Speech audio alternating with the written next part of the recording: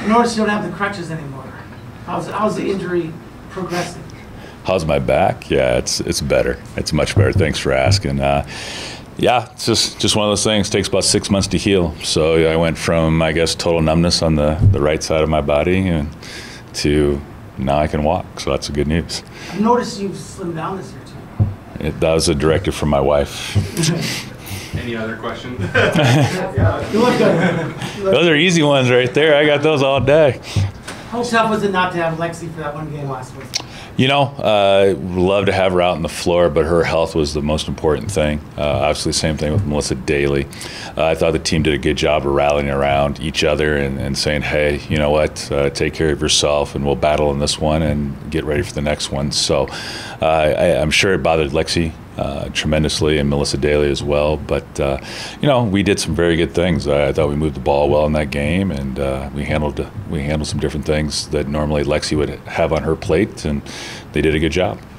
Is she one of those people who will let you know, hey, this is really bothering me, or do you kind of have to pry it out of her to get her to take a break? We have a pretty good relationship, so we talk pretty openly about it with each other.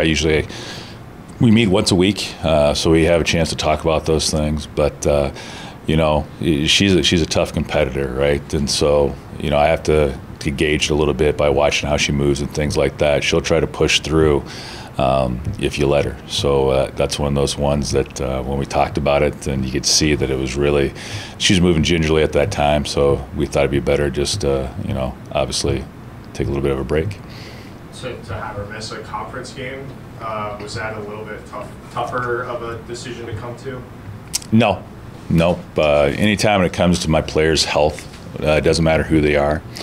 I'm more concerned about that because, you know, they play basketball in college for 4 to 5 years, and some are lucky to play after that, and they got a lifetime to get themselves to, you know, to live. So I want them to be okay for that.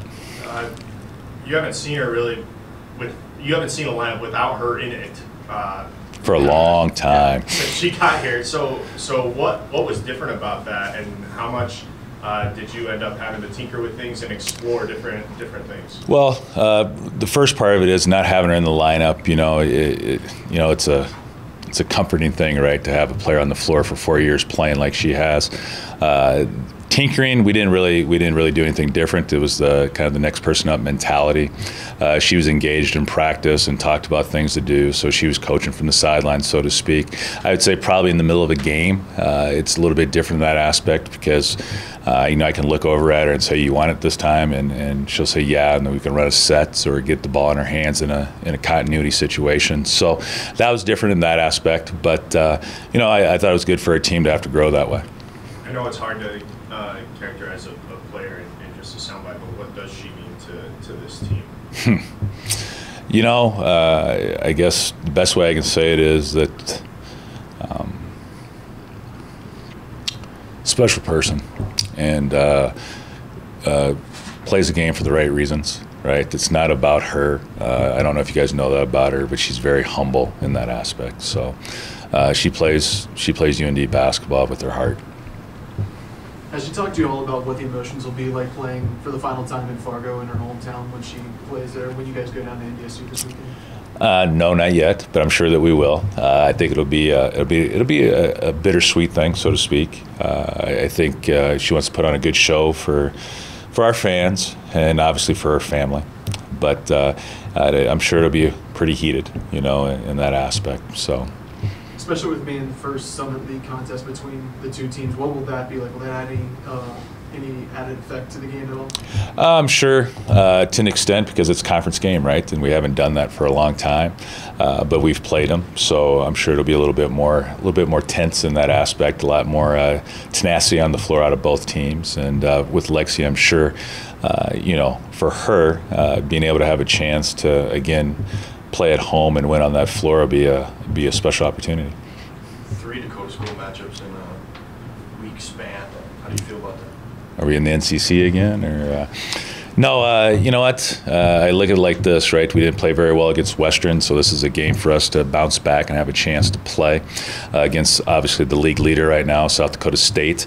Then followed, obviously, with the rivalry game down in Fargo, and then obviously the next game with USD. I think it's great. I think all of these games are big games in the aspect of getting our juices going, and it's going to be tough, but we got to take them one game at a time. And obviously we have South Dakota State next, but competing each night against another Dakota school is going to be fun. What's the biggest emphasis against an SDSU team that has one of the best field goal percentages in the country? You know, it's kind of funny because we played one team that shot really well from the three the game before, and now we got this team coming in. And, you know, we're going to have to be very mindful of our defensive strategies. We can't get lost. We're going to have to take a little bit of pride upon ourselves to stop penetration. And we're going to have to rotate well. You know, they're a disciplined team. They play physical. You know, and they know where they get their shots out on the floor, and we're going to have to be able to match that intensity on the defensive side, and we're going to have to knock down shots to make them play on the other end as well. We asked Brian this last week, and he had an answer just a couple games in, but what's the biggest difference that you've noticed from Big Sky to Summit League play? Oh, I would say probably for us that I've noticed is it's a little bit more of a guard league, a little bit more guard heavy in that aspect. You know, we kind of make our living trying to pound it inside and get in touches with our post players.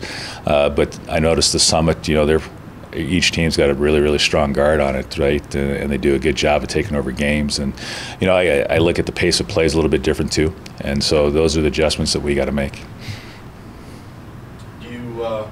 How do you pitch this stretch to your players? Do you say it's just another game, or do you really ramp up the fact that you guys will always kind of be judged on your performance amongst the Dakota schools?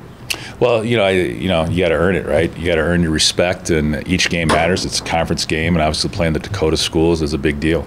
And if you don't want to earn it, you know, we talk about our team 17 inches, right? You gotta play within 17 inches to get some things done, and there's a certain way to go about it, and each game counts. And that's why we're in the Summit League now, and it's big, right? So you're gonna have to be competitive, and the other part about it is, you know what? You got to play them again, so you want to put your best foot forward, especially at home.